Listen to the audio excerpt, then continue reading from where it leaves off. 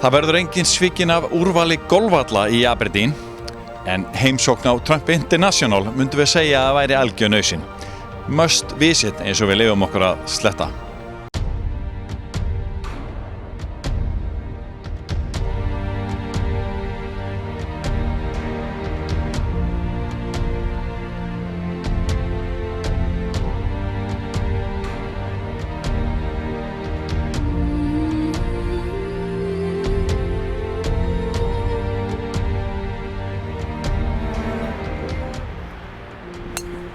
Það kom kannski eins og þruma úr heiðskíru lofti þegar Donald Trump sýndi fyrsta áhuga á því að kaupa magnað og ósnortið land undir golfvöll á norðausturströnd Skotlands, nánar tiltekið í olíuborginni Aberdeen.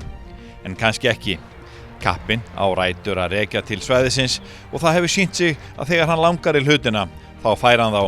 Eftir þras og erfiðar samningaviðræður í dágóðan tíma tókst Bandaríkjamanninum, sem nú orðinn forseti landsins, að klófesta stóran landskika meðfram ströndinni með Norðursjó sem næsta nágranna. Engan smá skika heldur 100 hektara, líklega eitt magnaðasta land undir strandvöll í öllum heiminum.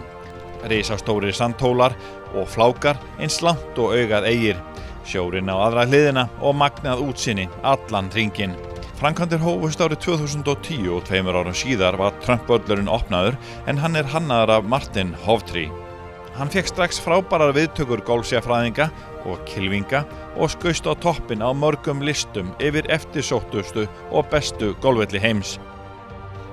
Eins og við var að búast hjá Trump þá var ekkert hálfkák í gangi. Golfvöllurinn hreint út sagt stórkostlegur og reynir á alla hæfileika kylfinga.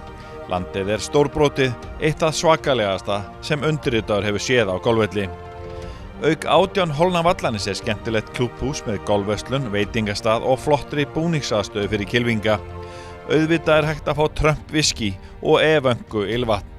Ef það einhver staða sem Trump hefur þó haldið í sér, þá það þarna. Maður hefði alveg búist við starra klúbbhúsi. Æfingaaðstaðan mjög góð fyrir lengri högg og teigsvæði bæði í suður og norðurenda.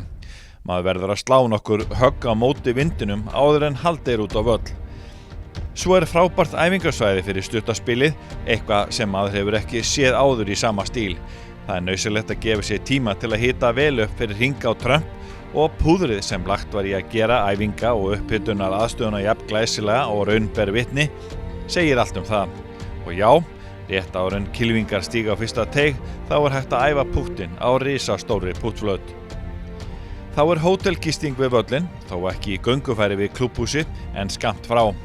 McLeod hótelið nefnt eftir móður eigandans, Mary McLeod, en hún fædd og uppalin í Skotlandi. Þetta glæsileg bygging með 19 herbergjum, veitingastað og öllu því helsta sem kylfingar vilja á svona stað. Framundan frekari framkvæmdir við lúxusíbúðir og annan 18 hólu golfvöll á svæðinu. Trump ekki hættur, en á undanförnum árum hefur hann bætt við sér 2 völlum á Bretlandi. Turnberry í Skotlandi og Doonbeg á Írlandi. En þá að vellinum í Aberdeen. Það ekki laust við að það fari mann nettur spennu hrollur þegar maður kemur á fyrsta teig. Kannski ekki alveg eins og þegar maður kemur á gamla völlin í St. Andrews, en næsta númer við það.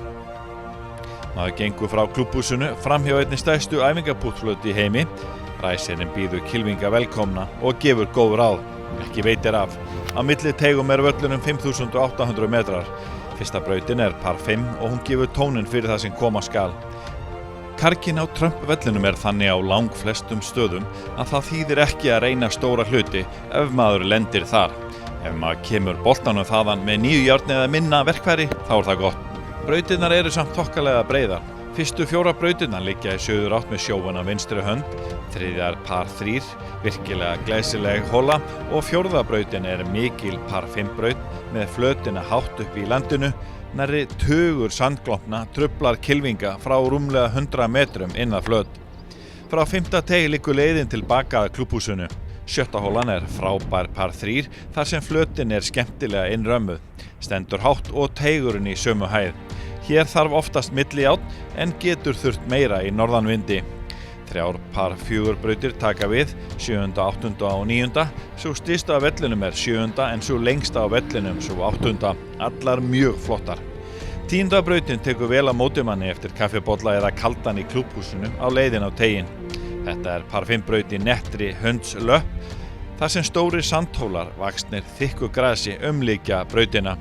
Slíkt má sjá á flestum brautunum og nokkurs konar einkenni á vellinum, innrammaðar brautir. Áfram haldið uppáhaldsbraut eigandans sú 14. Hér þarf mjög gott teighögg á glæsilegri braut. 15. ein léttasta hóla vallarins og 3 af 4 í hollunu komust í sjaldgæft fuglafæri. 3 síðustu brautirnar liggja aftur tilbaka í suðurátt að klúbhúsi. 16. par 3 kringt 7 sandglompum, 17. við par 4 og 18. stórkostleg par 5 braut. Það gaman að fara á aftasta teiginn bara til að njóta magnaðs útsýnis yfir vallarstæðið, sjóinn og borgina í fjarska. Selfie staður fyrir hollið. Brautin rétt tæpir 600 metrar fyrir Rory McIlroy en 500 metrar fyrir meðaljónana. 6 teigar á öllum brautum, á 18. eru þeir hátt uppi og hindranir í allskyns formi. Meðal annars 19 glompur.